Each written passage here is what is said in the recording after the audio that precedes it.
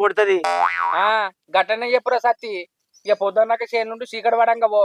పైసలు ఇచ్చిరు ప్యాకాట ఆడినన్నావనుకో చెప్పు దెబ్బల పాలవుతావు. అర్థమైతుందా? అయితమే గాని నా పెళ్ళం చీరలు గీరలు అన్ని తెచ్చుకున్నది కానీ మాకు ఖర్చుకు పైసలు లేవురా. గదే నేను ఆలోచిస్తానా. అది పండుగ ముందే 4-5 చీరలు కొనుక్కున్నది నా పెళ్ళం. దానికి ఉన్నది కానీ ఖర్చు మందం అడకరా అంటాంది.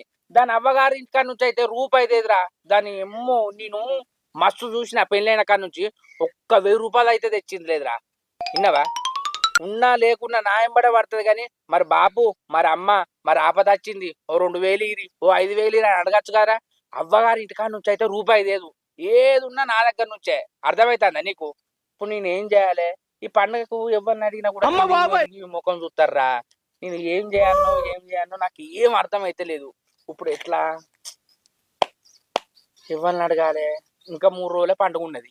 అరే శంకరి, పండుగ దాన్ని భయపడతారా? ఎక్కడ